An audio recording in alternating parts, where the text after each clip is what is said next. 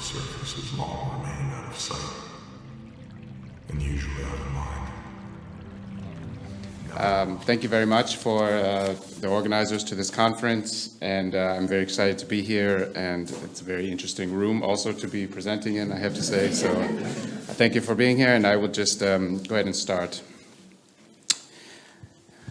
So, in 2017, the New York Times published a story entitled detailing a U.S. Department of Defense program called the Advanced Aerospace Threat Identification Program, which secretly funded research to study UFOs. The article introduced a new terminology referring to such objects as UAPs, or unidentified aerial phenomena. Also released with the article was jet fighter footage showing unknown objects maneuvering in ways that defied our understanding of physics and current technical abilities. This facilitated massive intellectual engagement with UFOs in the public spotlight.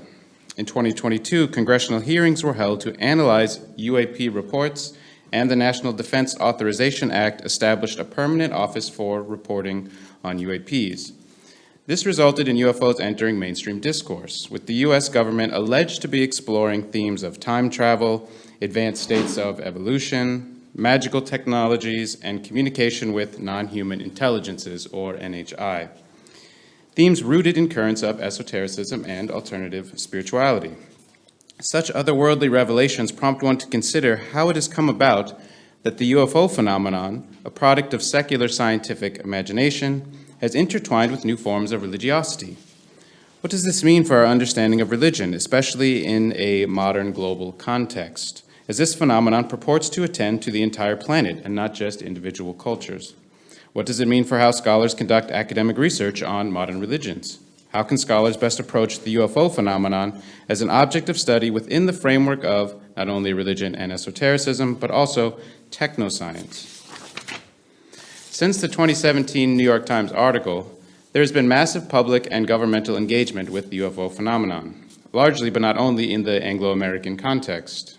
For example, the 2022 National Defense Authorization Act established an All-Domain Anomaly Resolution Office, or AARO, which is an office within the United States Office of the Secretary of Defense that studies UFOs and collects reports from military officials, officers, pilots, etc. And it is tasked with submitting an annual report every year, on unidentified aerial phenomena. So, regardless of the validity of the information from the 2017 news story, the United States Congress, the Department of Defense, the Pentagon, they're all now taking UFOs seriously and even suggesting that whatever these things are, they may not be man-made. More recently, on July 26, 2023, retired Air Force Intelligence Officer David Grusch testified during a congressional UFO hearing that the U.S. military held non-human technical crafts, reverse engineered by private entities, and had found quote-unquote biologics, all concealed from the public.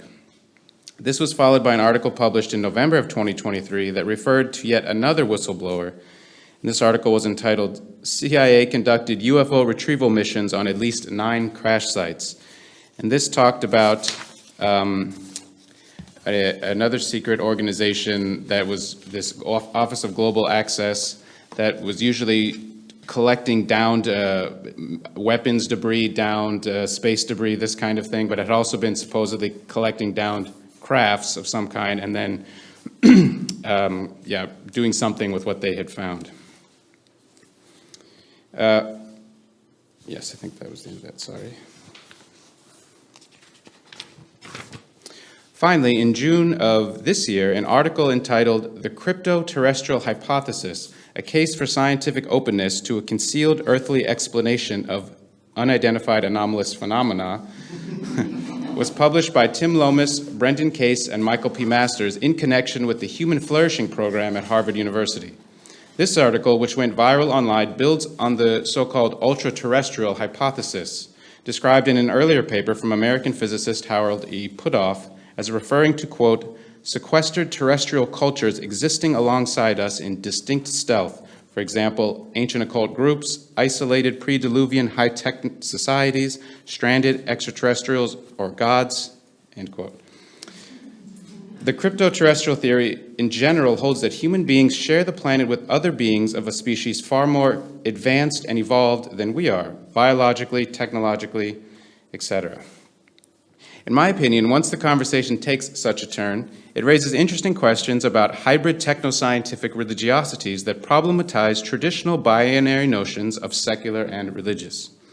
At this juncture, it begins to seem that science and secularity themselves become a source of cultural reenchantment. And this is important to notice because modern experimental science is the only practice of knowledge production that is allowed to be universal in modernity. We should therefore ask the question of how the UFO phenomenon challenges, disrupts, even renders insufficient our current understanding of religion and our methods to study religion. But this approach would call for new, especially interdisciplinary approaches that resist resorting to the ground of the social in all cases. A handful of humanities scholars have laid the groundwork for such an interdisciplinary approach. For example, Jeff Kripal has argued for the importance of studying authors outside the academy who take quote-unquote impossible phenomena seriously. Kripal also co-authored a book with a well-known UFO experiencer. Diana Walsh-Pasalka published her groundbreaking book, American Cosmic, which includes an ethnographic study of scientists and engineers claiming to have a connection to the UFO phenomenon and NHI. She illustrates the role that technology plays in this developing new form of religion. Similarly, Hussein Ali Agrama published an article suggesting that these developments pose a challenge for notions of secularization and post-secularity. Following these scholars, my interest in the history of esotericism has made me take the UFO phenomenon more seriously, as I begin to understand that somehow many of the currents of modern esotericism have flowed into the realms of advanced technologies, space exploration, and belief in an experience of UFOs. This seemed unusual as these elements concern normally a secular scientific imaginary. But nevertheless, I have become more convinced of their connection and of a transformation of the human capacity to be religious into some form of global religiosity. Specifically, modern esotericism, in the sense I want to use this term, constitutes an array of related but differentiated currents and movements that emerged during the Industrial Revolution and Europe's shift to a global modernity. Although these movements were by no means limited to Europe. It is sometimes a response to Enlightenment rationalism, but that is only one part of it. Often the goal of this distinctly modern esotericism was to merge different knowledge domains like religion, magic, and science, as well as varied ways of comprehension, whether rational, mystical, or scientific. Central to modern esoteric thinkers was the belief that the cosmos wasn't just scientifically explainable, but teemed with spiritual significance. And this included attempts to incorporate evolutionary theories, which had come into prominence with Charles Darwin. Alongside the arts and cultural movement known as modernism, modern esotericism also shared an obsession with the new, with the technical, with taking flight into the imaginaries of the future. So I will try to offer some structural features that I feel are shared by modern esotericism and the UFO phenomenon as it is currently developing and as it developed over the second half of the 20th century. I will also show a few intriguing historical connections and then where we find ourselves today. But the central aspect I want to mention is the idea of living on a planet or conceptualizing a planet, as opposed to existing in a world or in creation. In other words, planet Earth. Teilhard de Chardin originally coined the term planetization to describe a teleological evolutionary mechanism inherent in creation that propels everything toward a collectivism, toward ultimate integration and merger, including human consciousness and matter. Gayatri Spivak introduced the idea of planetarity in the 1990s in the paper Imperatives to Reimagine the Planet. It means to think a planet, to think in planetary terms, to imagine futures, apart from using terms such as globalization and so on. Planetarity means to consider the religious, social, political, and cultural effects that come with thinking a planet. In my view, it is possible to expand Spivak's notion and to account for the UFO phenomenon and modern esotericism as well. After all, the members of the Theosophical Society, one of the most important esoteric movements of the late 19th, early 20th centuries, had their futures, had their planets, and their notion of involution and evolution. But the most important element is their notion of planetary evolution, developed further by other theosophists and modern esotericists such as Rudolf Steiner. And this is the idea that the planet itself is evolving into another form, another state, and we along with it. This is the idea that I see central to what is happening in the connection between the UFO phenomenon and modern esotericism. In addition to the idea of planetization, the notion of spiritual or consciousness evolution is also key because it is constantly put forward in the context of the UFO phenomenon that whatever these non-human intelligences are who could visit or who are visiting us, they are somehow more evolved than we are, whether this means in terms of their technology, their values, biologically, even cognitively. Grusch, this whistleblower who I mentioned earlier, he has also spoken about quote-unquote asymmetrical evolution, implying that this is some other species that has evolved at either a slower or faster rate than us. The Theosophists were also interested in technology and flying machines. The first Zeppelin or airship was successfully launched around 1900, and 1903 was the first successful airplane flight of the Wright brothers. This is at the height of the Theosophical Society and the development of modern esotericism. In this context, and even prior to these innovations in flight capabilities, you find intriguing references to the quote-unquote mysteries of the flying machines and secret advanced technologies and so forth, which has never fully been explored. One way this comes up is with the Vimana, mythological flying palaces or chariots described in ancient Hindu texts and Sanskrit epics. And I'm just going to summarize quickly one article that Helena Blavatsky wrote in 1881 in the Theosophist was entitled The New Vimana. And here she describes that in their Odessa branch of their office, they have scientists there who have discovered how to defy gravity, basically, and that they're doing this in complete secret, and they can take off and land without any propulsion necessary, and then it's very safe and so on, and so they can defy gravity, and that they say the materials used in these construction is kept absolutely secret, and that when it's finished, at the time this is in Ukraine, but it was part of the Russian Empire, that they will hand the findings over to the Russian Empire at the end, they have decided. And she references an article a year earlier, also in the Theosophist, by Vishnubhava Brahmachari, and his article was entitled, or was about this Vimana Vidya, or these science of aeronautics. And here it is claimed that the ancients had the ability to fly already, and they had these technologies, and we had forgotten them, so this was a mystery because we are now rediscovering, finally rediscovering these technologies. But you also had things like the early science fiction novel, Hartman the Anarchist or The Doom of the Great City, by Theosophist and friend of Blavatsky, Edward Douglas Fawcett, published in 1893, in which the main character uses airship warfare to bombard the city of London from above in order to make way for a new anarchist civilization. And people were indeed reporting seeing these things. For example, the case of the mystery airships or phantom airships that were seen by thousands of people in the US from 1896 to 1897. These sightings were reported in the US press, including in the Washington Post, and they were said to be of extraterrestrial origin. In 1918, I'm just running through some examples here quickly. In 1918, the modern occultist Aleister Crowley encountered an entity he called Lamb, possibly during a magical operation referred to as the Amelantra working, a ritual in which a kind of trance state is achieved and visionary encounters with other entities can take place across space and time. This is the drawing The Way by Crowley depicting Lam, which is the Tibetan word for path or way.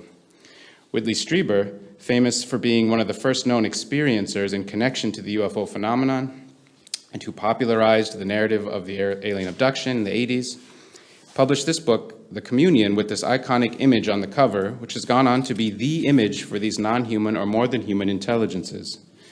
Many other experiencers of the phenomenon have reported meeting entities that look just like this.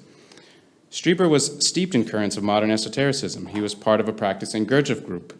He was a practicing meditator. In fact, he was doing meditation in order to make contact with what he calls the visitors. He spent 15 years involved with the Gurdjieff Foundation and speaks about esoteric thought, tarot cards, even ancient magic and Masonic initiation in this book. In other words, the book is as much about esoteric interaction with non-human entities as it is about the idea of extraterrestrials visiting Earth from some distant planet in a spaceship. Strieber describes how these images came to him during one of his hypnotherapy sessions, as if in some otherworldly way, and this image stayed burned into his mind for days afterward. He saw it everywhere, and it triggered further memories of his encounters with the visitors. Jack Parsons was one of the principal founders of the Jet Propulsion Laboratory at the California Institute of Technology. JPL was founded in 1936, and it is now owned by NASA. It is directly responsible for the development of the U.S. space program, the beginning of rocketry, and the U.S. space travel begin with Parsons, who was a ritual magician in the tradition of Crowley. He is in fact a central figure in the history of the U.S. space program, who was a staunch advocate for space exploration and humans traveling to space. And I don't have so much time left, so I'm just going to summarize this part. If we were to keep going into the 1990s and the early 2000s, this book here, Final Events, talks about something, this was published in the early 2000s, called the Collins Elite, and references some secret document that the author was given access to about this group within the United States government called the Collins Elite, who were fundamentalist Christians basically, and were blocking the study of UFOs because they thought that they were real and they were actually demons from hell. And in this report, interestingly, that is quoted in this book, it said there's another group called STAC-5 that is sort of like the other side of the Collins Elite. And it is claimed that this STAC-5 group had success using the quote-unquote Parsons technique to achieve spontaneous laboratory manifestation of exotic materials, meaning they did some kind of ritual magic, according to this, in a laboratory and could spontaneously manifest metamaterials or exotic materials, these things that are so popular in the UFO phenomenon currently that are some other material that is not constituted by nature that has fallen from the sky, and so on. So the only place you really find this is in Final Events. However, the 2017 New York Times article that I mentioned introduced someone named Lou Elizondo, who was supposedly the head of this this secret UFO group, and he just studying UFOs in the Pentagon, and he published this book called Imminent recently, which in here he says that the Collins Elite do exist and that he encountered them. I mean, this book just came out. So it's somehow a further source of the existence of this group. And just finally, this book here by Alan Greenfield, he describes how using gematria codes can decipher UFO experiences. And in one of his interviews, he claimed that Michael Berdio, who is the author of the Voodoo Gnostic Workbook, believes that in the highest initiations of the rite of Memphis and Misraim, contact with extraterrestrial intelligences is established. And I just, for fun, put rite of Memphis Misraim, aliens and extraterrestrials into an AI image generator, and this is the first thing it spit out.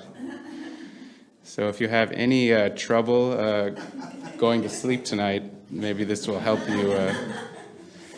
So I just thought we should let the alien itself have a say here.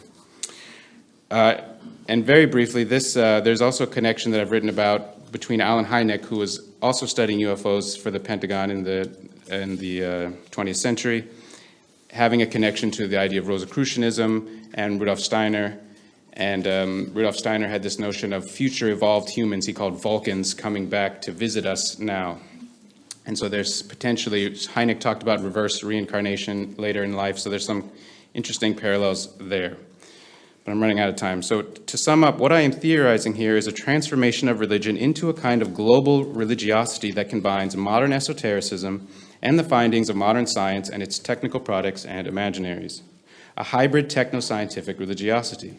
This includes planetization, evolution, species change, technology as enchantment, time travel, esotericism, mediated communication with NHI, and so forth. But what has become more clear to me as I have interacted with scientists and scholars studying this topic is that aspects of space exploration and space psychology are a further direction in which this is developing. So these are my final two slides. This is kind of where we are now, I want to show you. Loretta Hidalgo Whitesides, who studied astrobiology at Stanford and Caltech, is a founder, astronaut at Virgin Galactic, and a public speaker who set up something called the Space Kind Development Program, which is sometimes referred to as Jedi training. She's married to the former chief of staff at NASA under President Obama, and many of the people who go through this training have been, or will be astronauts and are involved in the aerospace industry. Visiting space is seen in terms of a space pilgrimage.